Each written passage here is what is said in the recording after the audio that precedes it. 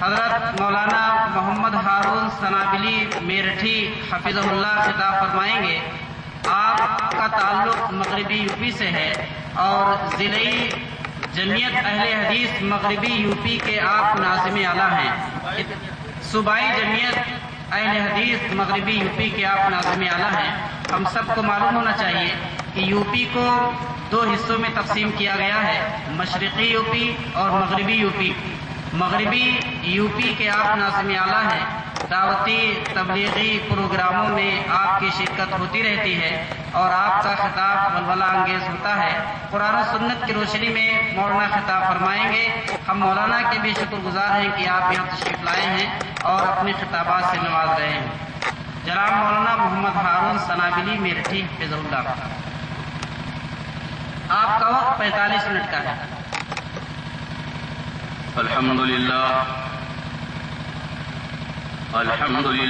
نحمده ونستعينه ونستغفره ونؤمن به ونتوكل عليه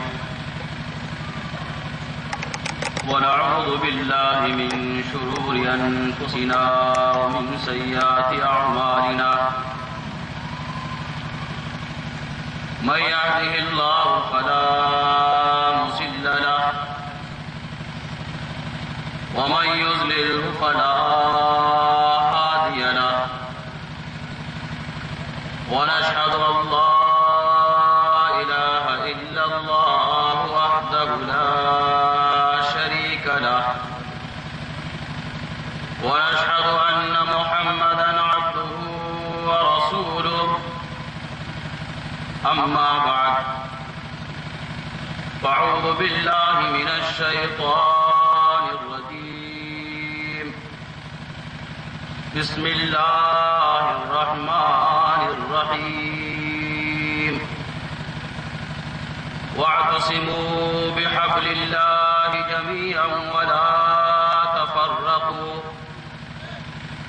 واذكروا نعمة الله عليكم إذ كنتم أعداء فألف بين قلوبكم فأصبحتم بنعمته إخوانا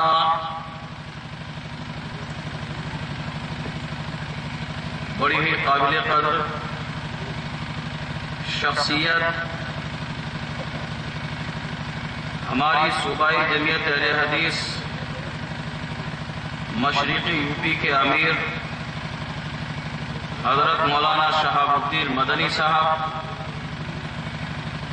اور مرکزی جمعیت اہل حدیث ہند کی مجلس شورا کے بہت ہی ذمہ دار رکن جناب حضرت مولانا حافظ محمد عتیق صاحب،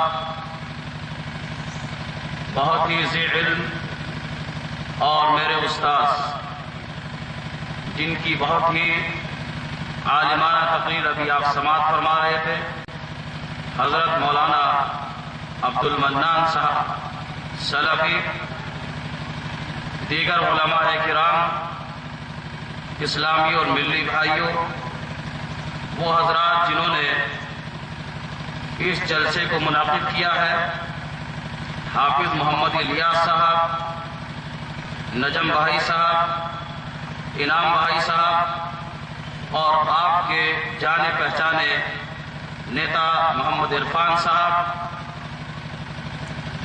میں نے ابھی جو قرآن مجید فرقان حمید کی آیت کریمہ تلاوت کی ہے، میں تفصیل میں تو جا نہیں سکتا کیونکہ وقت محدود ہے، اور جو آیت میں نے آپ کے سامنے تلاوت کی ہے، چاہتا تھا کہ ایک ایک جز کو تسلی کے ساتھ اور تشفی کے ساتھ آپ کے سامنے کچھ عرض کروں، لیکن آپ بہت فاسٹ آگے بھاگنا پڑے گا۔ میں اپنے وقت کے دائرے میں رہتے ہوئے انشاءاللہ بات ختم کروں گا۔ آیت کریمہ میں میں آج کے زمانے کے مسلمانوں سے عرض کرنا چاہتا ہوں کہ ایک درد ہے، ایک کراہ ہے، جس اسلام نے پوری انسانیت کو متحد کیا ہو، جس کو اللہ تبارک و تعالیٰ نے ٹکڑوں سے افتراق سے، انتشار سے، فساد سے، جھگڑے سے، لڑائی سے دور رکھا ہو، وہ فرقہ فرقہ، جماعت جماعت اور ٹولی ٹولی میں بڑھ چکی ہے۔ علامہ اقبال نے جس کے بارے میں کہا تھا کہ منفعت ایک ہے اس قوم کا، نقصان بھی ایک ہی سب کا نبی، دی بھی ایبا بھی ایک، حرم پاک بھی، اللہ بھی، قرآن بھی ایک، کیا بڑی بات کی ہوتی جو مسلمان بھی ایک۔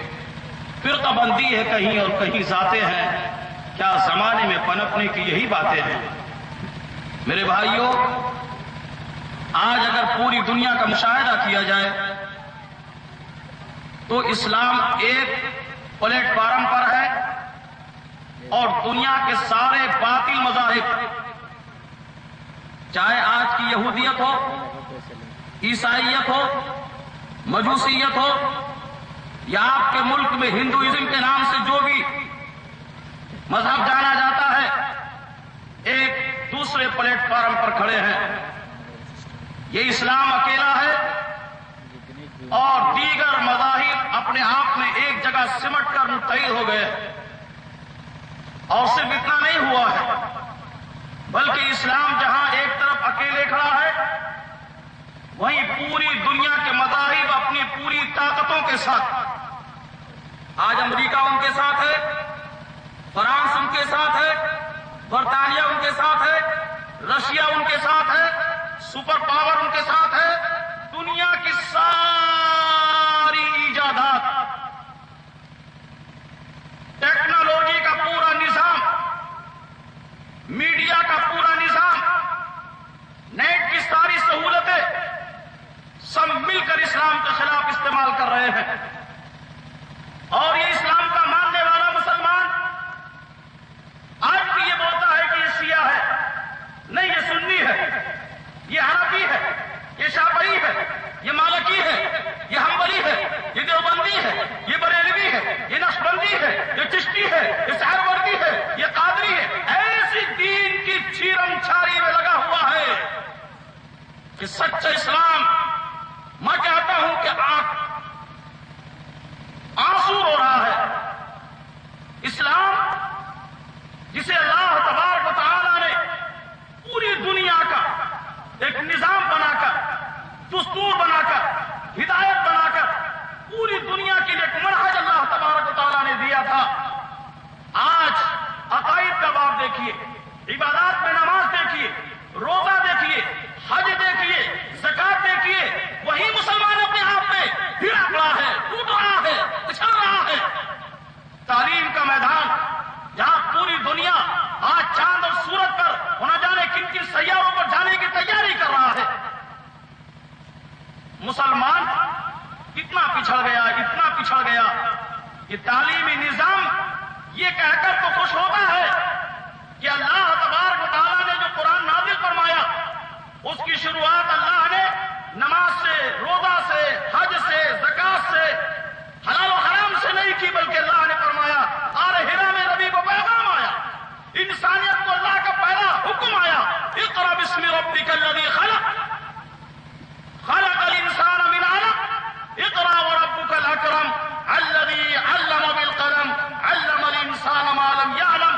وہ مسلمان 5ویں پڑھا، 8ویں پڑھا، ہائی اسکول کرنے یا انٹر کرنے کے بعد یہ شکایات کر رہا ہے دنیا میں کہ ہمیں ڈی ایم نہیں بنایا جاتا، ہمیں کمشنر نہیں بنایا جاتا، آج ہمارے یہاں ہمارے ججز نہیں ہیں، یہ 8ویں، یہ 10ویں، یہ 12ویں، آئیے یہ تو آج ABCD بن گئی ہے، یہ KG کلاس ہے، نرسری کلاسوں کا تصور کرتی ہے۔ ہمارے علاقے نویڈا میں جاؤ، یہاں بڑی ڈگریاں لے کر لوگ ہزاروں کی تعداد میں لائن میں لگے ہوئے ہیں۔ آپ کہاں کھڑے ہوئے ہیں؟ کیوں کھڑے ہوئے ہیں؟ آپ کی پریشانیاں کیا ہیں؟ آپ کے مسائل کیا ہیں؟ آپ کی مشکلات کیا ہیں؟ آپ کی اس دنیا کے اندر کیا کیا نیڈس ہیں اور ضرورتیں ہیں؟ اس تعلق سے ہم سمجھنے کے لیے تیار نہیں ہیں۔ اتنا رسول اللہ کو زمانہ ہو گیا، ابھی ہم نماز کے طریقے میں، نماز کے کھڑے ہونے کے طریقے میں، آج رکوع کے طریقے میں، سجدے کے طریقے میں، تشہد کے طریقے ہی میں جھگڑا ہوا ہے۔ میں نے کہا کہ چونکہ وقت موقع نہیں ہے، مختصر ہے، اس لیے میں سیدھے آیت کی طرف آ رہا ہوں۔ واعتصموا بحبل اللہ جميعا ولا تفرقوا. اللہ نے فرمایا اے لوگوں اللہ کی رسی کو مضبوطی سے تھام لو. میں اب آپ کو دین کا نظام اور منہج بھی سرسری نگاہ ڈالتے ہوئے آگے بڑھوں گا. فرمایا واعتصموا بحبل اللہ, اللہ کی رسی. بھائیو یہ منہج ہے, یہ دین ہے, یہ اسلام کی فکر ہے, یہی طریقہ ہے, یہی راستہ ہے, یہی نبی کا اسوہ ہے. اس کو ذرا سمجھیے گا. اگر صحیح معنی میں فکر ہماری مضبوط ہو گئی تو اختلاف ختم ہو جائیں گے. فرمایا واعتصموا بحبل اللہ, لوگوں اللہ کی رسی. اتحاد قائم کرنا ہے تو انسانوں کی رسیاں چھوڑ دو, انسانوں کی رسیاں پکڑنا چھوڑ دو. اللہ نے فرمایا واعتصموا بحبل اللہ, اللہ کی رسی. اور اس کو اللہ نے قرآن میں دوسرے انداز سے بیان کر کے فرمایا ادعو الی سبیل ربک. اے نبی آپ کا کام ہے دعوت دینا, آپ کا کام ہے دین کو پہنچانا, لیکن دعوت دیتے وقت, دین پہنچاتے وقت دین کی اشاعت سامنے رکھتے ہوئے یہ بھی ذہن میں رہے آپ کے کہ راستہ آپ کا نہیں ہوگا, راستہ تو آپ کے رب کا ہوگا. ادعو الی سبیل ربک. اب آپ کا کام دعوت دینا ہے لیکن اپنے رب کے راستے کی دعوت دینا. یہ راستہ اگر چھوٹ گیا, یہ طریقہ اگر چھوٹ گیا, یہ ڈگر اگر چھوٹ گئی تو اللہ نے دوسری آیت میں دوسری بات بیان فرمائی یا ایھا الرسول بلغ ما انزل الیک من ربک وان لم تفعل فما بلغت رسالتہ. اے نبی آپ کا کام ہے تبلیغ کرنا. فرمایا یا ایھا الرسول بلغ, آپ کا کام ہے تبلیغ کرنا, لیکن کس چیز کی تبلیغ کریں گے؟ ما انزل الیک من ربک, جو آپ کے رب نے آپ کی طرف نازل کی ہے.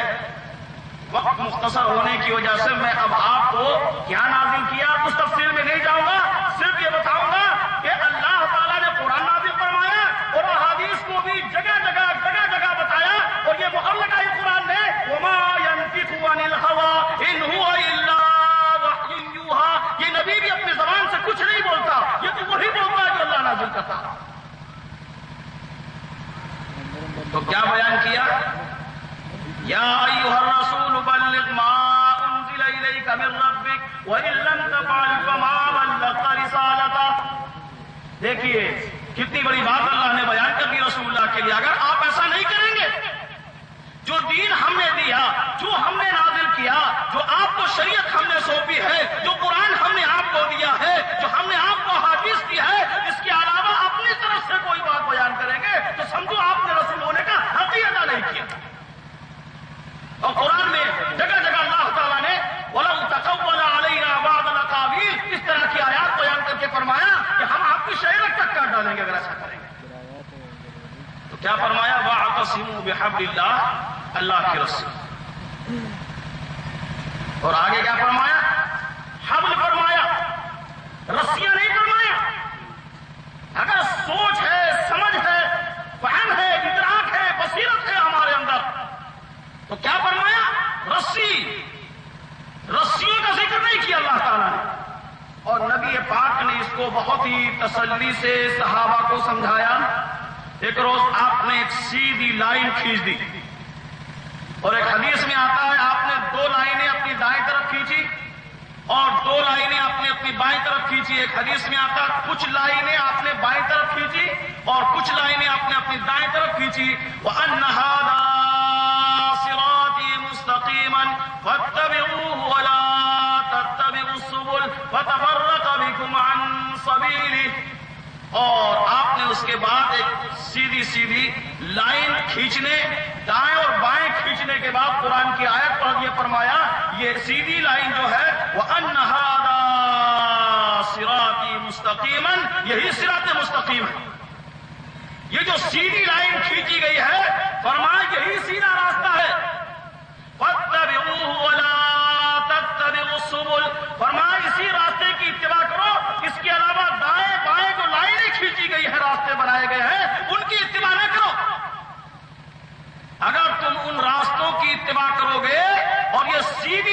چھوڑ دو گے فَتَفَرَّقَ بِكُمْ عَنْ سَبِيلِي، تو یہ راستے تمہیں صراط مستقیم سے پھیر دیں گے۔ آئیے 2-4 منٹ ہم منہج کیا ہے، اسلام کی فکر کیا ہے، اسلام کا طریقہ کیا ہے، اسلام کا دستور کیا ہے، یہ جاننے کی کوشش کریں۔ حدیث میں آتا ہے نبی پاک صلی اللہ علیہ وسلم صحابہ کی مجلس میں تشریف لاتے ہیں تو آپ نے حضرت عمر فاروق رضی اللہ تعالیٰ عنہ کو دیکھا۔ یہ سننے کی چیز ہے، یہ مسکرانے والا چہرہ، تبسم کروانے والا چہرہ، ہمیشہ حشاش و بشاش چہرہ حدیث میں آتا، آہستہ آہستہ غصہ ہونے لگا اور آپ کا چہرہ سرخ ہو گیا حدیث میں۔ اور صحابہ نے دیکھا تو فرمایا حضرت عمر دیکھتے ہیں نبی پاک غصہ ہو رہے ہیں۔ غصے کی وجہ کیا ہے؟ غصے کی وجہ صرف یہ ہے کہ حضرت عمر فاروق رضی اللہ تعالیٰ عنہ کے ہاتھ میں تورات کے، بھائیو آسمانی کتاب کے، یہ دنیا کی جو کتابیں اس کے نہیں، وہ آسمانی کتاب جو ایک زمانے تک اس ملک کے اندر، اس دنیا کے اندر حضرت موسیٰ کے ذریعے شریعت رہی، قانون رہا، اللہ کا فرمان رہا، اس کے چند اوراق حضرت عمر فاروق رضی اللہ تعالیٰ عنہ کے ہاتھ میں ہے۔ اللہ کے رسول صلی اللہ علیہ وسلم کو دیکھا، حضرت عمر فاروق غصہ ہے، رضیت باللہ ربا وبالاسلام دینا وبمحمد نبیہ پڑھنے لگے۔ نبی پاک نے کیا فرمایا؟ عمر فاروق یہ چند اوراق نہیں، یہ آسمانی کتاب تورات نہیں، بلکہ یہ کتاب، یہ اوراق جس نبی پر نازل کیے گئے، لو کان موسیٰ حیا لما وصیہ الا اتباعی، تو اس موسیٰ کو بھی میری اتباع کرنا پڑے گی۔ اب شریعت، قانون، منہج، دستور، طریقہ کیا ہے، یہ میں آپ کو بتانا چاہ رہا ہوں۔ نبی پاک صلی اللہ علیہ وسلم نے فرمایا یہ تورات کے چند اوراق نہیں، پوری کتاب، آسمانی کتاب جس نبی پر نازل کی گئی ہے، اس نبی کو اب میری اتباع کرنا پڑے گی۔ اور اتباع کا طریقہ کیا ہے، اتباع کس طریقے پر کی جائے گی، یہ بھی ہمیں نبی پاک صلی اللہ علیہ وسلم نے بیان فرمایا۔ حدیث میں آتا ہے کہ اسلام کا اپنا ایک قانون ہے کہ ایک غلام اور ایک لونڈی اگر کوئی شادی کے بندھن میں باندھ دیے گئے، ان میں سے اگر کوئی آزاد ہو جاتا ہے تو آزادی اس کی ایک قسم کی طرح حضرت مغیث رضی اللہ تعالیٰ عنہ اور حضرت بریرہ رضی اللہ تعالیٰ عنہ، یہ سننے کا واقعہ ہے، دونوں کا نکاح ہو گیا، دونوں کی شادی ہو گئی۔ حضرت بریرہ رضی اللہ تعالیٰ عنہ جو لونڈی ہے، یہ حضرت عائشہ صدیقہ رضی اللہ تعالیٰ عنہ کی ہے، ایک دن آیا، انہوں نے آزاد کر دیا، اور جیسے آزاد کیا انہوں نے اپنا حق استعمال کر لیا کہ میں باقی زندگی حضرت مغیث کے ساتھ نہیں گزاروں گی۔ دیکھیے ایک لونڈی کتنا دین جانتی تھی، آج بڑے بڑے علماء، بڑے بڑے قاضی، بڑے بڑے مفتی، بڑے بڑے بزرگ، بڑے بڑے پیر، وہ حق بات کہنے سے یا تو کتراتے ہیں یا جانتے نہیں۔ حضرت بریرہ رضی اللہ تعالیٰ عنہ نے یہ اعلان کر دیا کہ باقی زندگی میں مغیث کے ساتھ نہیں گزاروں گی۔ تفصیلی واقعہ ہے، نبی پاک صلی اللہ علیہ وسلم کی خدمت میں یہ سارا واقعہ پیش کیا گیا، اور اس لیے پیش کیا گیا کہ حضرت بریرہ کے کہنے کے بعد حضرت مغیث رضی اللہ تعالیٰ عنہ کی حالت یہ بیان کی جا رہی ہے کہ وہ پیچھے پیچھے جا رہے ہیں، بریرہ سے التماس کر رہے ہیں، عرضی لگا رہے ہیں کہ میں تمہارے بغیر نہیں رہ سکتا۔ احادیث میں آتا ہے آنسوؤں سے رو رہے ہیں۔ اللہ کے رسول نے بلایا، اور بلانے کے بعد آپ نے حضرت بریرہ سے کہا، بریرہ یہ تمہارے ساتھ ایک بچہ ہے، یہ بچہ خود یہ بتاتا ہے کہ آپس میں تمہاری ملاقاتیں ہیں، تمہاری محبتیں ہیں، تمہاری خوشگوار زندگی موجود ہے، یہ باقی زندگی بھی گزار لو۔ یہ ہمت نہیں ہے آج ہمارے اندر، یہ سوال کرنے کی، یہ بات پوچھنے کی، دین کے تعلق سے یہ جاننے کی آج ہمارے یہاں یہ چراغ موجود نہیں ہے. ایک لوڑی نبی پاک صلی اللہ علیہ وسلم سے بات کر رہی ہے، کلام کر رہی ہے. موقع نہیں ہے ورنہ میں آپ کو مثالیں دیتا کہ کن کن موقعوں پر نبی سے کیا سوال کیا گیا، کیسے سوال کیا گیا، کس تعلق سے سوال کیا، اور نبی پاک نے کتنا حسین اس کا جواب دیا. کیا سوال کیا؟ امرتنی یا رسول اللہ، بخاری کی روایت میں ہے حضرت بریرہ نے اللہ کے رسول سے سوال کیا. کس بات پر؟ حضرت نبی پاک فرماتے ہیں اے بریرہ، یہ جو تم آپس میں یہ ایک بچہ ہوا ہے یہ محبت کی علامت ہے، باقی زندگی گزار لو اسی کے ساتھ. تو فرمایا امرتنی یا رسول اللہ، اے اللہ کے رسول کیا مجھے بحیثیت رسول کی آپ کی حکم دے رہے ہیں؟ لمبا تفصیلی یہ بحث ہے. میں آپ کو بتاتا کہ نبی پاک بحیثیت رسول کے ہمارے لیے اللہ نے کیا بنایا. وما آتاکم الرسول فخذوہ وما نہاکم عنہ فانتہوا، فرمایا لقد کان لکم فی رسول اللہ اسوۃ حسنہ. یہ پوچھا حضرت بریرہ نے اللہ کے رسول بحیثیت رسول کی آپ کو فرما رہا ہے. اللہ کے رسول نے بات کو دبایا نہیں، چبایا نہیں، آپ نے ہیر پھیر نہیں کی، آپ نے اس میں کوئی تعویل نہیں کی، سیدھی سیدھی بات آپ نے بیان فرمائی.